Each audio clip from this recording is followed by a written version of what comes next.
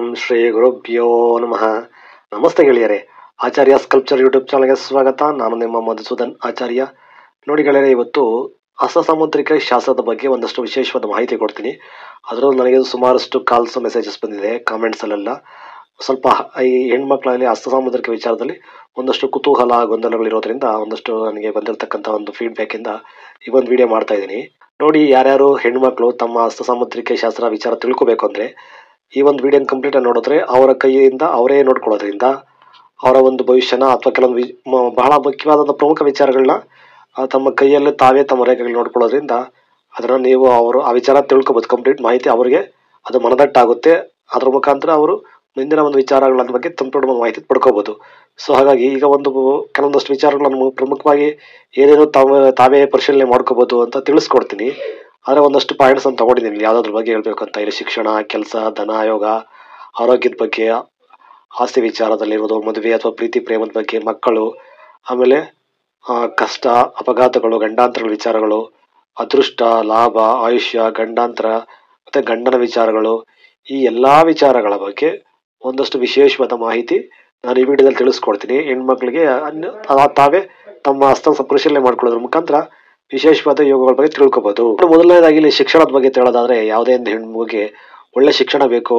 ತಮ್ಮ ಜೀವನದಲ್ಲಿ ಶಿಕ್ಷಣ ಒಂದು ಡಿಗ್ರಿ ಎಜುಕೇಶನ್ ಲೆವೆಲ್ಗೆ ಡಿಗ್ರಿನೋ ಅಥವಾ ಯಾವುದಾದ್ರೂ ಒಂದು ಕೆಲಸ ತಗೊಳ್ಳೋ ಲೆವೆಲ್ಗೆ ಒಂದು ಒಳ್ಳೆ ಎಜುಕೇಶನ್ ಬೇಕು ಅಂದರೆ ಯಾವ ರೀತಿ ಒಂದು ಯೋಗಗಳ ಫಲ ಇರಬೇಕು ಅಥವಾ ಯಾವ ರೀತಿ ಒಂದು ಗೆರೆಗಳ ಅನುಕೂಲತೆ ಇರಬೇಕು ಅಂತ ತಿಳಿಸ್ಕೊಡ್ತೀನಿ. ಮೊದಲನೇದಾಗಿ ಒಳ್ಳೆ ಶಿಕ್ಷಣ ಇರ್ತಕ್ಕಂಥ ಹಸ್ತ ನೋಡಿ, ಇದು ಮೊದಲು ವಿದ್ಯಾರೇಖೆನೂ ಅಂತೀವಿ, ಜ್ಞಾನ ರೇಖೆನೂ ಅಂತೀವಿ.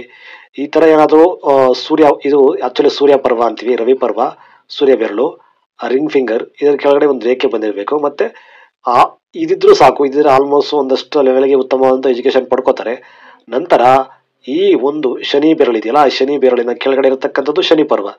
ಇಲ್ಲಿ ಏನಾದರೂ ಈ ಗೆರೆ ಇದ್ರೆ ಇದು ಅತ್ಯಂತ ಅದೃಷ್ಟ ಹೆಣ್ಮಕ್ಳಿಗೆ.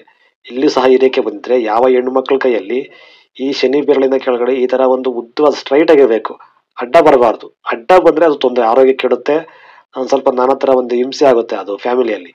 ಅಡ್ಡ ಬಂದ್ರೆ ಯಾವುದೇ ಕಾರಣಕ್ಕೂ ಅಡ್ಡ ಬಂದಿರಬಾರ್ದು. ಇಲ್ಲಿ ನೋಡಿ, ಜಸ್ಟ್ ಈ ತರ ಒಂದು ಒಂದೇ ಒಂದು ಗೆರೆ ಸಿಂಗಲ್ ನೀಟಾಗಿ ಒಂದು ಸ್ವಚ್ಛವಾಗಿ ಉದ್ದುಗೆ ಮೇಲೆ ಊರ್ತಮುಖ ಅಂತೀವಿ, ಮೇಲುಮುಖವಾಗಿ ಒಂದು ಗೆರೆ ಇದ್ದರೆ ಈ ಸೂರ್ಯ ಬೆರಳು ಮತ್ತೆ ಶನಿ ಬೆರಳು, ಈ ಸೂರ್ಯ ಪರ್ವ ಅಥವಾ ಶನಿ ಪರ್ವ, ಈ ಪರ್ವಗಳಲ್ಲಿ ಈ ಬೆರಳಲ್ಲಿ ಈ ತರ ಗೆರೆಗಳಿದ್ದಾಗ ಎಜುಕೇಶನ್ ಇರುತ್ತೆ. ಆಮೇಲೆ ಬಹಳ ಮುಖ್ಯವಾಗಿ ಈ ಬುಧನ ಬೆರಳಿದೆಯಲ್ಲ, ಈ ಬುಧನ ಬೆರಳ ಬುಧ ಪರ್ವ ಮತ್ತೆ ನೋಡಿದೆಯಲ್ಲ, ಇದು ಕಂಪ್ಲೀಟ್ ಪರ್ವಗಳು. ಇದು ಕುಜ ಪರ್ವ ಬರ್ತದೆ, ಚಂದ್ರ ಪರ್ವ ಬರ್ತದೆ.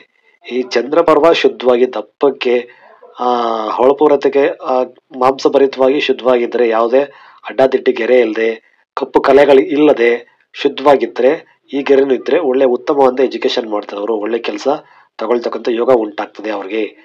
ಅದರಲ್ಲೂ ಏನಿದೆ, ಗೌರ್ಮೆಂಟ್ ಕೆಲಸ ಬೇಕು, ಆ ರೀತಿ ಒಂದು ಯೋಗ ಉಂಟಾಗಬೇಕು ಅಂದ್ರೆ ಯಾವುದೇ ಕಾರಣಕ್ಕೂ ಗುರು ಪರ್ವದಲ್ಲಿ ಈ ತರ ಅಡ್ಡಗೆರೆ ಬರಬಾರ್ದು. ಗೌರ್ಮೆಂಟ್ ಕೆಲಸ, ಒಳ್ಳೆ ಕೆಲಸ ಬೇಕು, ಒಳ್ಳೆ ಲಾಭ ಬೇಕು ಅಂದ್ರೆ ಗುರು ಪರ್ವದಲ್ಲಿ ಈ ರೀತಿ ಅಡ್ಡಗೆರೆ ಬರಲೇಬಾರ್ದು, ಬಂದಿರಬಾರ್ದು. ಗುರು ಬೆರಳು ಸ್ಟ್ರೈಟ್ ಆಗಿ ಶುದ್ಧವಾಗಿರ್ಬೇಕು. ಗೌರ್ಮೆಂಟ್ ಕೆಲಸ ಆ ತರ ಒಂದು ಯೋಗ ಇರೋರಿಗೆ ನೋಡಿ, ಈ ಒಂದು ರೇಖೆ ಇದೆಯಲ್ಲ, ಇಲ್ಲಿ ರೇಖೆ ಧನರೇಖೆ ಹತ್ರ ಈ ರೇಖೆ, ಇದು ಸ್ತ್ರೀ ರೇಖೆ ಅಂತೀವಿ. ಈ ಸ್ತ್ರೀ ಜೀವರೇಖೆ, ಈ ಸ್ತ್ರೀ ಜೀವರೇಖೆಗೆ ಈ ಧನರೇಖೆ ಒಂದು ಇಲ್ಲಿ ಟಚ್ ಆಗಿರುತ್ತೆ.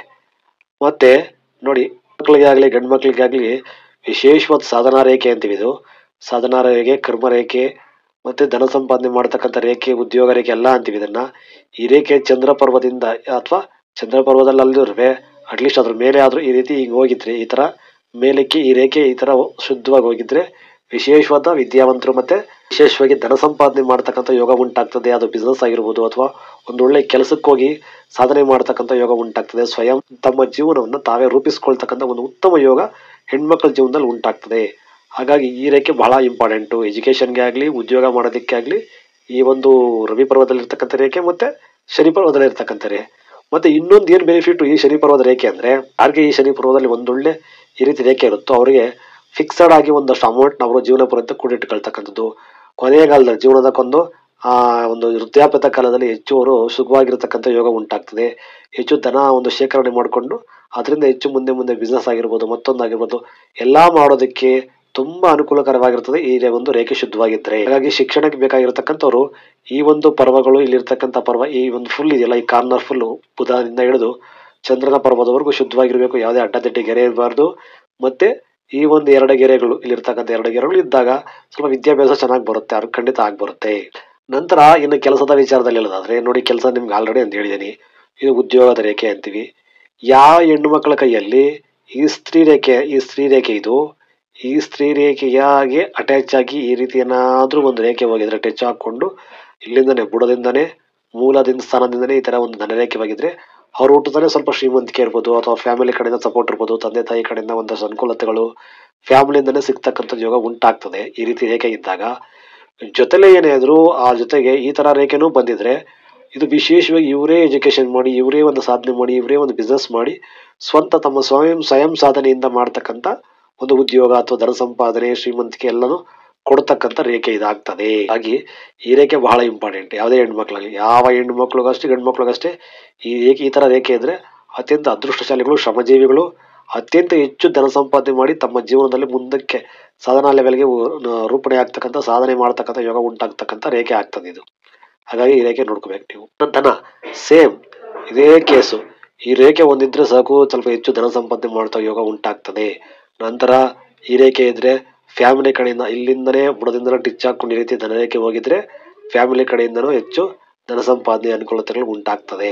ಮತ್ತೆ ಇಲ್ಲಿಂದ ಹೋಗಿರ್ತಕ್ಕಂಥ ಗೆರೆ ಈ ರೀತಿ ಏನಾದ್ರೂ ಪುರುಷ ರೇಖೆ, ಇದನ್ನ ಗಂಡ ಅಥವಾ ಏನಂತೀವಿ ನಾವು ಹಸ್ಬೆಂಡ್, ಆ ರೇಖೆ ಕನ್ಸಿಡರ್ ಮಾಡ್ತೀವಿ. ಆ ರೇಖೆಗೆ ಏನಾದ್ರೂ ಈ ಒಂದು ಧನರೇಖೆ ಟಚ್ ಆಗಿದ್ರೆ ಉತ್ತಮವಾದಂತ ಫ್ಯಾಮಿಲಿ, ಸಂಸಾರ, ಆಸ್ತಿ ಪಾಸ್ತಿ, ಶ್ರೀಮಂತಿಕೆ ಎಲ್ಲ ಎರಡೂ ಕಡೆಯಿಂದ ಸಿಗ್ತಕ್ಕಂಥ ಯೋಗ ಉಂಟಾಗ್ತದೆ. ಆರೋಗ್ಯದ ವಿಚಾರ ಹೇಳೋದಾದ್ರೆ ನಿಮ್ಗೆ ವಿಶೇಷವಾಗಿ ಶುಕ್ರ ಪರ್ವ ಶುದ್ಧವಾಗಿರ್ಬೇಕು. ಶುಕ್ರ ಪರ್ವದಲ್ಲಿ ಯಾವುದೇ ಮಾರ್ಕ್ ಇರಬಾರ್ದು, ಕಪ್ಪು ಕಲೆ ಇರಬಾರ್ದು, ಕಪ್ಪು ಚುಕ್ಕೆಗಳಿರಬಾರ್ದು, ಮತ್ತು ಶುಕ್ರ ಪರ್ವ ಹಳ್ಳ ಬೀಳಬಾರ್ದು. ಶುಕ್ರ ಪರ್ವ ಉಬ್ಬಾಗಿರ್ಬೇಕು, ಶುದ್ಧವಾಗಿರ್ಬೇಕು, ಮತ್ತೆ ಅಡ್ಡದಿಡ್ಡಿ ಗೆರೆಗಳು ಕಡಿಮೆ ಇರಬೇಕು, ಜಾಸ್ತಿ ಅಡ್ಡದಿಡ್ಡಿ ಗೆರೆ ಇರಬಾರ್ದು. ನೋಡಿ, ಶುಕ್ರ ಪರ್ವದಲ್ಲಿ ವಿಶೇಷವಾಗಿ ಈ ತರ ಅಡ್ಡವಾಗಿ ಎರಡು ಗೆರೆ ಇದ್ರೆ ಅದನ್ನು ಸಂತಾನ ರೇಖೆ ಅಂತೀವಿ. 2, 3 ಎಷ್ಟೇ ಇರಲಿ ಅಡ್ಡವಾಗಿ ಶುದ್ಧವಾಗಿ ಲೈನ್ಸ್ ಇರಬೇಕು. ಈ ತರ ಇದ್ದಾಗ ಅದು ಸಂತಾನ ರೇಖೆಗಳು.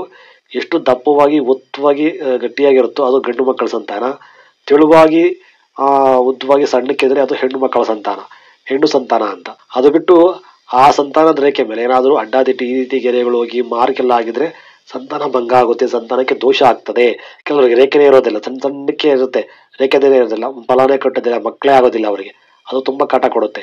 ಇನ್ನು ನೆಕ್ಸ್ಟು ಈ ಒಂದು ಶುಕ್ರ ಪರ್ವದಲ್ಲಿ ಈ ರೇಖೆ ಬಂದು ಸಹೋದರ ಮತ್ತೆ ಸಹೋದರಿ, ಅಣ್ಣ ಮತ್ತೆ ತಮ್ಮ ಅಥವಾ ಅಕ್ಕ ತಂಗಿ ಇವರುಗಳ ರೇಖೆ. ಹೆಣ್ಣುಮಕ್ಕಳ ಜಾತಕದಲ್ಲಿ ಯಾರಿಗೆ ಈ ರೀತಿ ಉದ್ದುದ್ದವಾಗಿ ಗೆರೆಗಳು ಇಲ್ಲಿರುತ್ತೋ ಅವರಿಗೆ ದಪ್ಪದಾಗಿ ಉದ್ದವಾಗಿದ್ರೆ ಅದು ಗಂಡು ಸಹೋದರ ಅಥವಾ ತಮ್ಮ ಅಥವಾ ಅಣ್ಣ ಅಕ್ಕ ಇರ್ತಾರೆ. ಸಣ್ಣ ಸಣ್ಣಕ್ಕೆ ಉದ್ದವಾಗಿದ್ರೆ ಅದು ಅಕ್ಕಂದಿರು ತಂಗಿಯರು ಆ ರೀತಿ ಬರ್ತದೆ. ಸೊ ನೋಡ್ಕೊಳ್ಳಿ, ದಪ್ಪದಾಗಿರೋದೆಲ್ಲ ಗಂಡು ಸಹೋದರ, ಸಣ್ಣದಾಗಿರೋ ರೇಖೆಗಳೆಲ್ಲ ಹೆಣ್ಣು ಸಹೋದರಿಯರು. ಅದೆಷ್ಟಿದ್ರೆ ಅಷ್ಟಿಲ್ಲಿ ಆ ಕೌಂಟ್ ಆಗ್ತದೆ. ಹಾಗಾಗಿ ಈ ಶುಕ್ರ ಪರ್ವ ಶುದ್ಧವಾಗಿದ್ದು ದಪ್ಪದಾಗಿದ್ದು ಮಾಂಸಭರಿತವಾಗಿ ಕೆಂಪಾಗಿದ್ದಾಗ ಅವರಿಗೆ ಜೀವನವನ್ನು, ಅವರಿಗೆ ಒಂದು ಕಲಾತ್ಮಕತೆ, ಶ್ರೀಮಂತಿಕೆ ವಿಚಾರ, ಆಮೇಲೆ ಅವರಿಗೆ ಸೌಂದರ್ಯ ಪ್ರಜ್ಞೆ, ವಿಶೇಷವಾದ ಸೌಂದರ್ಯ ಎಲ್ಲನೂ ಸಹ ತುಂಬಾ ಚೆನ್ನಾಗಿ ಅವರಿಗೆ ಹೆಣ್ಮಕ್ಳಿಗೆ ಬರ್ತದೆ. ನಂತರ ಈ ಒಂದು ಬೆರಳು ಶುಕ್ರನ ಬೆರಳಿನಲ್ಲಿ ನೋಡಿ, ಇದು ಇಲ್ಲಿ ಈ ಒಂದು ಎರಡು ಗೆರೆ ಈ ಜಾಗದಲ್ಲಿ ನಾವು ಆಕ್ಚುಲಿ ಇದನ್ನ ಗೋಧಿ ರೇಖೆ ಅಂತೀವಿ, ಅನ್ನ ರೇಖೆ ಅಂತೀವಿ. ಈ ಜಾಗದಲ್ಲಿ ನೀಟಾಗಿ ಎರಡು ಕೌಲು ಹೊಡೆದಿರತಕ್ಕಂಥ ಈ ರೀತಿಯಾಗಿ ಇರಬೇಕು ಗೆರೆಗಳು. ಅದಿದ್ದಾಗ ಹೆಚ್ಚು ಅವರು ಅದೃಷ್ಟವಂತರು. ಅವರಿಗೆ ಜೀವನದಲ್ಲಿ ಕೆಲವೊಂದಷ್ಟು ಊಟದ ವಿಚಾರದಲ್ಲಿ ಇರ್ಬೋದು, ಸಂಪಾದನೆ ವಿಚಾರದಲ್ಲಿ ಇರ್ಬೋದು, ದುಡ್ಡು ಶೇಖರಣೆ ಮಾಡೋ ವಿಚಾರದಲ್ಲಿ ತುಂಬಾ ಅನುಕೂಲ ಆಗ್ತದೆ. ದುಡ್ಡು ತುಂಬಾ ಚೆನ್ನಾಗಿ ಅವ್ರ ಕೈಗೆ ಬರ್ತದೆ, ಅವ್ರ ಕೈಗುಣದಿಂದ ದುಡ್ಡು ಚೆನ್ನಾಗಿ ಸೇವಿಂಗ್ಸ್ ಆಗ್ತದೆ. ನಂತರ ಅದ್ರ ಕೆಳಗಡೆ ಏನಾದ್ರು ಈ ತರ ಒಂದು ಗೆರೆ ಇದ್ದು, 1-2 ಗೆರೆ ಇದ್ದ ಪ್ರೀತಿ ಪ್ರೇಮ, ಅವ್ರ ಜೀವನದಲ್ಲಿ ಒಂದಷ್ಟು ಒಂದೇನಂತೀವಿ ಆ ಸ್ತ್ರೀ ಪ್ರೇಮ, ಮನ್ಮಥ ರೇಖೆ, ಕಾಮರೇಖೆ ಅಂತೀವಿ, ಅದು ಹೆಚ್ಚಾಗಿ ಕೆಲಸ ಮಾಡುತ್ತೆ ಈ ರೇಖೆ ಇದ್ದಾಗ. ಹಾಗಾಗಿ ಈ ರೇಖೆ ಒಂದಕ್ಕಿಂತ 2 ಇದ್ರೆ ಅವ್ರಿಗೆ ಜಾಸ್ತಿ ಸ್ವಲ್ಪ ಪ್ರೀತಿ ಪ್ರೇಮದ ಆಟ ಪಾಠ ಎಲ್ಲ ಜೀವನದಲ್ಲಿ ಬಂದೋಗ್ಬಿಡುತ್ತೆ. ಮತ್ತೆ ಈ ಒಂದು ಶುಕ್ರ ಬೆರಳಿದೆಯಲ್ಲ, ಇದು ಬೆಂಡ್ ಮಾಡಿದ್ರೆ ತುಂಬಾ ಬೆಂಡ್ ಆದ್ರೆ, ಯಾರಿಗೆ ಹೆಚ್ಚು ಬೆಂಡ್ ಆಗುತ್ತೋ ಔಟ್ ಸೈಡು ಅವರಿಗೆ ಖರ್ಚು ಜಾಸ್ತಿ ಮಾಡೋದವರು. ಮತ್ತೆ ಹೆಚ್ಚು ವಸ್ತುಗಳಿಗೆ, ಬಟ್ಟೆಗಳಿಗೆ, ಆಭರಣಗಳಿಗೆ ತುಂಬಾ ದುಡ್ಡು ಕೊಡೋದು, ಐಷಾರಾಮಿ ಜೀವನ ಮಾಡಕ್ಕೆ ಇಷ್ಟಪಡತಕ್ಕಂಥದ್ದು, ರಾಯಲ್ ಆಗಿ ಬದುಕಬೇಕು ಅಂತ ಸಿಕ್ಕಾಪಟ್ಟೆ ದುಡ್ಡು ವ್ಯರ್ಥ ಮಾಡತಕ್ಕಂಥದ್ದು ಉಂಟಾಗ್ತದೆ. ಅದೇ ರೀತಿ ಸಂಪಾದನೆ ಇರ್ತದೆ, ಅಷ್ಟೇ ರೀತಿಯಾಗಿ ದುಂದು ವೆಚ್ಚ ಜಾಸ್ತಿ ಮಾಡ್ತಾರೆ. ಸ್ವತಂತ್ರ ಜೀವಿಗಳು ಯಾರ ಮಾತಕ್ಕೂ ತಲೆಗೆಡಿಸ್ಕೊಳ್ಳಲ್ಲ, ತಮ್ಮ ಸ್ವತಂತ್ರವಾಗಿ ಬದುಕಕ್ಕೆ ಇಷ್ಟಪಡ್ತಾರೆ. ತಮ್ಮ ಕಾಲ ಮೇಲೆ ತಾವು ನಿಂತ್ಕೊಂಡು ಜೀವನ ಮಾಡಬೇಕು, ತಾವೇ ಸ್ವಂತ ಸಂಪಾದನೆ ಮಾಡಬೇಕು, ಫ್ರೀ ಆಗಿರ್ಬೇಕು, ಫ್ರೀಡಮ್ ಇರಬೇಕು ಅಂತ ಹೆಚ್ಚು ಆಸೆ ಪಡ್ತಕ್ಕಂಥ ವ್ಯಕ್ತಿಗಳಾಗ್ತಾರೆ. ತುಂಬಾ ದುಂದು ವೆಚ್ಚ ಮಾಡ್ತಕ್ಕಂಥವ್ರು ಆಗ್ತಾರೆ. ನಂತರ ಇನ್ನ ಯಾರಿಗೆ ಹೆಣ್ಮಕ್ಳಲ್ಲಿ ನೋಡಿ ಇದು ಬರುತ್ತೆ, ಇದು ಬಂದು ವಿಚಾರ ಅದು ಮೆನ್ಷನ್ ಮಾಡಿಲ್ಲ ನಾನು. ಇದನ್ನ ಕುಜ ಪರ್ವ, ಕುಜನ ಶತ್ರು ಪರ್ವ ಅಂತೀವಿ. ಈ ಒಂದು ಪರ್ವದಲ್ಲಿ ನೋಡಿ ಇಲ್ಲಿ ವಿಶೇಷವಾದ ಅಡ್ಡದಿಡ್ಡಿ ಗೆರೆಗಳು ಕಪ್ಪು ಚಿಲೆಗಳು ಬರಬಾರ್ದು, ಶುದ್ಧವಾಗಿರ್ಬೇಕು.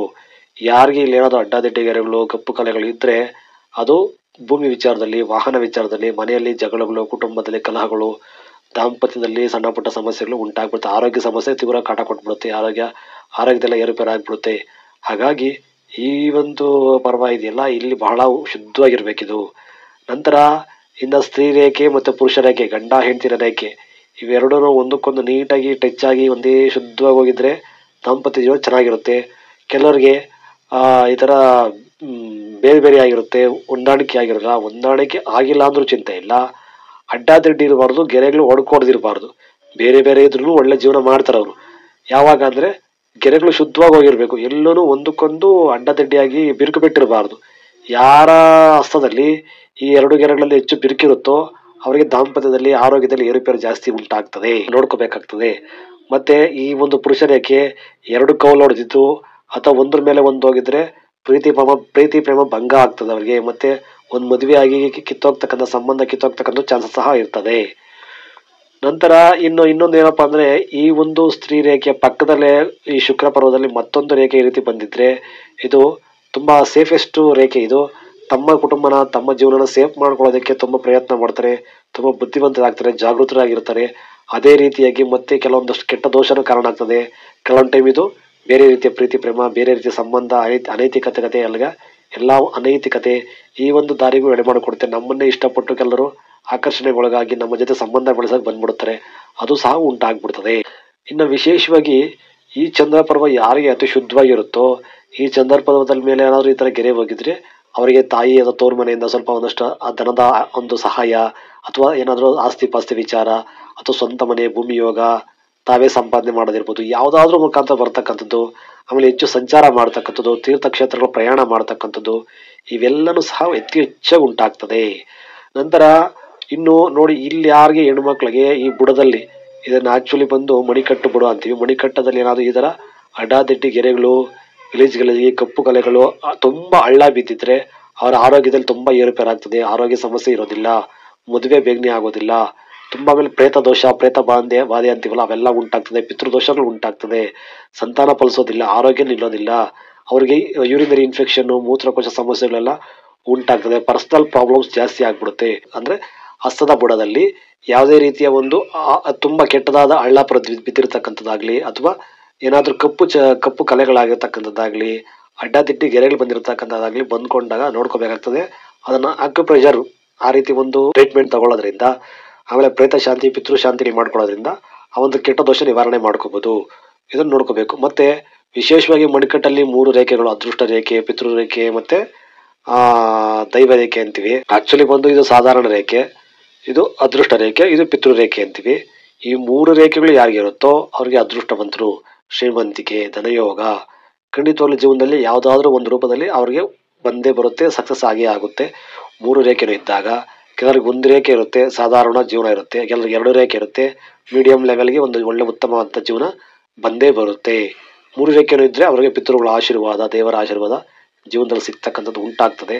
ಆದರೆ ಈ 3 ರೇಖೆನೂ ಇದ್ದು ಇಲ್ಲೂ ಏನಾದ್ರು ತುಂಬಾ ಅಡ್ಡದಿಡ್ಡಿ ಗೆರೆ ಇದ್ದು ಹಳ್ಳ ಇದ್ರೆ ಎಷ್ಟೇ ಬಂದ್ರು ಅವ್ರು ಕಳ್ಕೊತಾ ಇರ್ತಾರೆ, ಲಾಸ್ ಮಾಡ್ಕೋತಾ ಇರ್ತಾರೆ. ಅದನ್ನ ನೋಡ್ಕೋಬೇಕಾಗ್ತದೆ. ಇದು ಬಹಳ ಇಂಪಾರ್ಟೆಂಟ್ ಆಗ್ತದೆ.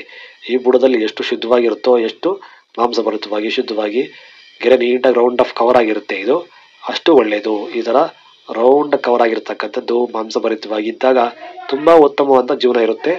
ಆದರೆ ಇಲ್ಲಿ ಹಳ್ಳಗಳು, ಅಡ್ಡದಿಡ್ಡಿ ಗೆರೆಗಳು ಬರಬಾರದು, ಕಪ್ಪು ಕಲೆಗಳು ಬರಬಾರದು. ಈ ರೀತಿಯಾಗಿದ್ದಾಗ ಅವರಿಗೆ ಯಾವುದೇ ರೀತಿ ಒಂದು ಆರೋಗ್ಯದ ಸಮಸ್ಯೆ ಉಂಟಾಗೋದಿಲ್ಲ. ಆರೋಗ್ಯಕ್ಕೆ ಬಹಳ ಇಂಪಾರ್ಟೆಂಟ್ ಇದು. ಹೆಣ್ಮಕ್ಳ ಆರೋಗ್ಯದಲ್ಲಿ ಮೂತ್ರಪಿಂಡದ ಸಮಸ್ಯೆಗಳು, ಯೂರಿನರಿ ಇನ್ಫೆಕ್ಷನ್, ಗರ್ಭಕೋಶ ಸಮಸ್ಯೆಗಳೆಲ್ಲ ಇಲ್ಲಿ ನೋಡ್ಕೋಬಹುದು ನಾವು. ಕಪ್ಪು ಕಲೆಗಳೆಲ್ಲ ಉಂಟಾಗಿದೆ. ಶುಕ್ರ ಪರ್ವ ಕೆಟ್ಟಿದ್ರು ಸಮಸ್ಯೆ ಉಂಟಾಗ್ತದೆ, ಅಥವಾ ಇಲ್ಲಿ ಆ ರೀತಿ ಇದ್ರೂ ಸಮಸ್ಯೆ ಉಂಟಾಗ್ತದೆ. ಇನ್ನು ವಿಶೇಷವಾಗಿ ಹೆಣ್ಮಕ್ಳ ಬೆರಳುಗಳಲ್ಲಿ ನೋಡಿ, ಈ ಒಂದು ಗೆರೆಗೂ ಮತ್ತೆ ಈ ಗೆರೆಗೂ ಮಧ್ಯದಲ್ಲಿರ್ತಕ್ಕಂಥ ಈ ವಲಯದಲ್ಲಿ ಶುದ್ಧವಾಗಿರ್ಬೇಕು. ಯಾವುದೇ ರೀತಿ ಅಡ್ಡದಿಡ್ಡಿ ಗೆರೆ ಇರಬಾರ್ದು. ಆದ್ರೆ ಅಲ್ಲೇನಾದ್ರೂ ಈ ತರ ಅಡ್ಡದಾದ ಗೆರೆಗಳು ಬಂದ್ರೆ ಅವರಿಗೆ ಸಿಕ್ಕಾಪಟ್ಟೆ ಒಂದಷ್ಟು ಸಂಬಂಧಿಕರ ನಡುವೆ ಜಗಳಗಳು, ಕಲಹಗಳು, ಅಣ್ಣ ತಮ್ಮಂದ್ರ ನಡುವೆ ಗಲಾಟೆಗಳು, ಅಥವಾ ಬೇರೆ ಜೀವನದಲ್ಲಿ ಯಾವುದು ಸಕ್ಸಸ್ ಅನ್ನ ಸಿಗೋದಿಲ್ಲ, ತುಂಬಾ ಖರ್ಚು, ಮನಸ್ತಾಪಗಳು, ವಿಕೃತತೆ ಎಲ್ಲ ಕಷ್ಟಗಳು ಜಾಸ್ತಿ ಏರ್ಪಟ್ಟು ಬಂದ್ಬಿಡುತ್ತೆ. ನೋಡ್ಕೋಬೇಕಾಗ್ತದೆ. ಮನೆ ದೇವರ ಶಾಂತಿ, ಮನೆ ಕುಲದೇವರಿಗೆ ಆರಾಧನೆ ಮಾಡ್ಕೊಳ್ಳೋದ್ರಿಂದ ಸ್ವಲ್ಪ ಕಷ್ಟಗಳ ನಿವಾರಣೆ ಮಾಡ್ಕೋಬಹುದು. ನೋಡ್ಕೊಳ್ಳಿ. ಇನ್ನು ಮಿಕ್ಕಿರ್ತಕ್ಕಂಥ ವಿಚಾರಗಳು ನಾನು ಸೆಕೆಂಡ್ ಪಾರ್ಟ್ ವಿಡಿಯೋದಲ್ಲಿ ತಿಳಿಸ್ಕೊಡ್ತೀನಿ. ಈಗ ಇವು 7ರಷ್ಟು ನೀವು ರೆಫರ್ ಮಾಡ್ಕೊಳ್ಳಿ, ಯಾರ್ಯಾರ ಕೈಯಲ್ಲಿ ಯಾವ ರೀತಿ ಯೋಗ ಇದೆ ಅಂತ. ಮಿಕ್ಕಿದ್ದು ಕಂಪ್ಲೀಟ್ ದಾಂಪತ್ಯ ವಿಚಾರ, ಪ್ರೀತಿ ಪ್ರೇಮದ ವಿಚಾರ ಇರ್ಬೋದು, ಸಂತಾನದ ಒಂದಷ್ಟು ಇನ್ನು ಬೆರಳುಗಳಲ್ಲಿ ಖರ್ಚುಗಳು, ಅಣ್ಣ ತಮ್ಮಂದ್ರ ಸಹೋದರರು, ಬಿಸ್ನೆಸ್ಸು, ಇನ್ನಷ್ಟು ಸಮಾಜ ವಿಚಾರಗಳನ್ನ ನೆಕ್ಸ್ಟ್ ವಿಡಿಯೋದಲ್ಲಿ ತಿಳಿಸ್ಕೊಡ್ತೀನಿ. ಈ ವಿಡಿಯೋ ಇಷ್ಟ ಲೈಕ್ ಮಾಡಿ, ನೀವು ಅಭಿಪ್ರಾಯನ ಕಮೆಂಟ್ ಮಾಡಿ. ನಮಸ್ತೆ, ಒಳ್ಳೆಯದಾಗಲಿ.